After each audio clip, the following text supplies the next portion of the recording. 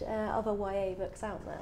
Yeah, I mean, sometimes there's not very many that I read for fun, but I must admit what I tend to do is if something's really successful, like with the Stephanie Meyer books or the John Green books or stuff like that, I always read them and kind of try and work out why they're successful and what it is people like about them. I think it's part of a writer's job really, is to sort of know what the competition's up to and try and steal all of their best ideas. So what's your idea? Why is Twilight so successful? Twilight, actually funny, Twilight and John Green are both quite similar in that I think when girls of a certain age read them, they really empathise with the main character and think this is someone I really want to be. They've got those kind of plucky female central characters who young girls really like to read and think, yeah, I wish I could be like this. Whereas your books have been more unique in actually appealing to male readers. Yeah, I mean, I do get quite a lot of female readers, but yeah, I mean, I think they appeal to boys in the same way. You know, boys read Cherub books and they want to be James Adams or Ryan or something like that, and hopefully now they're going to read Rockwall and they're going to want to be Summer or Dylan or, you know, the characters in that series. I think wish fulfillment's actually a major appeal of books. I think people actually really enjoy things where they, in their own heads, kind of internalise and think, oh, I wish this could happen to me. Would your adult books, if you ever wrote them, also be kind of wish fulfillment? Possibly. To be honest, it's something I've really only just started thinking about. What I'm doing at the moment, I'm just doing loads of reading and lots of thinking about, do I want to do this? Can I do this? So yeah, it's really early days on that. Reading lots of adult thrillers. Yeah, I've been reading quite a lot of adult thrillers, and some of them are quite bad and some of them are quite good, and you know, it's just interesting to see why they work and how they're all put together. What have you enjoyed? What have I enjoyed? I'm reading one at the moment by a guy called Mark Billingham, which is a kind of very British street kind of thriller. And I think that's pretty well written and pretty good. The one that I was quite surprised by was Lee Child, the Jack Reacher books. Not a fan. And I was surprised by just how basic they are. There's just no depth to them, or they're just a bit simplistic and a bit dull. And I was amazed that they're as successful as they are. But I guess some people just like a really simple, really basic story. So if people read your books and want other things to read, what would you recommend them? Well, obviously, after you've read my books, there is a big drop in standard before you get to anyone else's books. But yeah, there's some stuff around. I mean, I'm a big fan of Mallory Blackman's books. I think she writes really great stuff. Sophie Mackenzie's thrillers are good. I'm a bit biased though because she's a really good friend of mine. And yeah, there's other stuff that I've enjoyed. You know, the John Green books are actually quite interesting. I don't love them, but I can see why people read them, and I think they're good fun. So yeah, one of the nice things about YA these days is that there's actually so much stuff being published that if you can't find a book that you like, you're probably just not trying hard enough. What did you read when you were younger? When I was young, I used to be totally obsessed with Asterix books, and from about the age of 8 until about sort of 11 or 12, I just used to obsessively read and reread Asterix books. And then something quite interesting happened. When I was 11, my brother, who's older than me, went off to university, and he was reading all these sort of quite highbrow, quite intellectual literary books. And because I thought my older brother was cool and that sort of going off to university was cool, I sort of flipped to trying to copy him and read all of the books that he was reading. So I did this weird thing where I sort of jumped from reading like Asterix to reading like George Orwell and stuff like that. So I never really read very much YA stuff. I made this sort of dramatic flip from one type of books to another. Did you read any spy novels?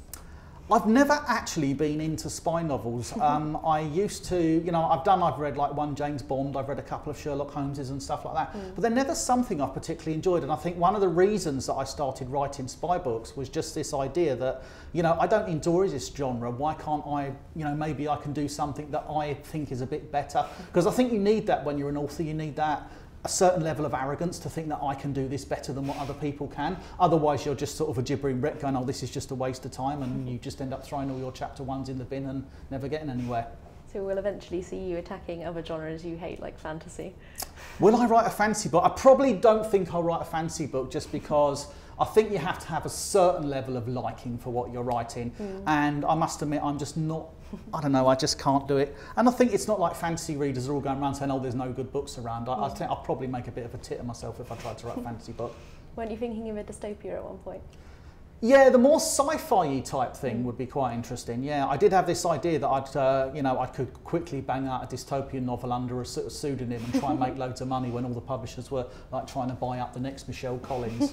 But I think that window has passed now. It's actually quite funny now. You couldn't get a dystopian novel published if you wanted to, because there's just so many that no one's interested. Would you ever write under a pseudonym?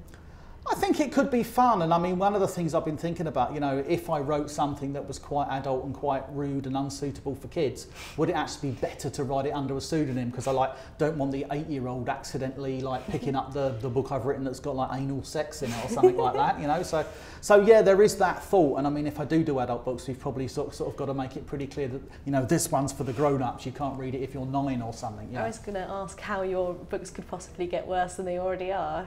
Reading through them, pretty much they all have sex and yeah. I mean, the thing about my books is we actually have quite strict rules. Like, for example, drugs. The kids can never actually take drugs in the books. Swearing, I can use the nice swear words like you know, shit and ones like that, but I can't use the sexual ones and all the very racist ones, like so the F's, the C's and the N's and the ones like that I'm not allowed to use. And on sex, basically, yes, sex happens. The characters, when they get older, have sex and there's a bit of snogging and kissing, but we never actually explicitly depict sex. There's no actual sex scenes in the book. You know, I think the most graphic we get is, you know, James starts snogging someone and then it sort of cuts to a scene after he's had sex. So it's kind of like, you know, we're not actually that explicit, but I think you can actually allude to quite a lot without having it in graphic detail. You mentioned your books have got big in Germany, and I knew they were big in France, and you've been to Portugal. How have you found touring around for them? Yeah, I mean, it's quite, I always sort of say, you know, sometimes touring can be quite tiring because they usually want you to do quite a lot in quite a short period of time. But generally, like, to go abroad and to have these kids who you can't really speak to because they don't even speak your language, and, you know, when they're giving you presents and telling you how much they like your books, and the parents are telling you, you know, that they got their kids reading, just in the same way it does in England. It's actually a really nice feeling to be doing that. And the other nice thing, especially with countries like Portugal, is the weather's a lot better as well. They're just paying for you to go on holiday? Yeah, kind of, yeah. Do you have to have like translators vaguely telling you? Yeah, I mean, it varies a lot from country to country. Countries like France, you really need someone. Germany's actually pretty good because like most of the kids there speak pretty good English. So it varies a lot, but yeah, you generally need someone there to help you. The hardest part, weirdly, is not actually having conversations. The hardest part is spelling their names when you're doing a book signing, because, you know, someone comes up to you and says their name is Mufardia or something like that, and it's like, oh. You need someone working like I used to do. Yeah, we have someone writing the names down for me, because it's just, you just need to, because obviously, you know, if you write the wrong name in the book, you've just got to throw it in the bin.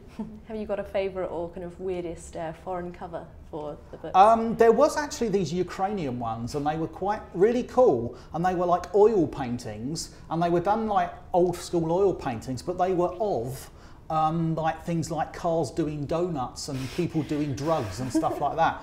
And they were really cool covers, and I actually emailed the artist, I found out what his name was and said, you know, can I have the originals, could I buy them off you? And unfortunately he does them all in Photoshop, so there aren't really any originals, but they were just really, really cool and just totally different to how we would ever do a book in this country. You've never been published or contacted by anyone from Kyrgyzstan, have you? Kyrgyzstan? No, the irony about Kyrgyzstan is I did all this research on Kyrgyzstan for the trilogy of books that are set there, and basically every kid who reads the book just seems to think it's some country I've made up because they've never heard of it. So I did all this research and everyone just thinks I made the damn place up.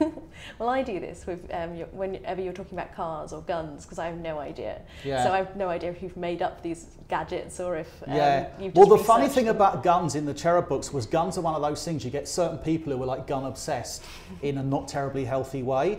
And they used to email me and say, oh, I've got this minute detail of about a gun wrong. So actually one of the things that I do now, just for a laugh, just to wind up the sort of psycho gun nuts, is I deliberately put the wrong information about guns in every single book.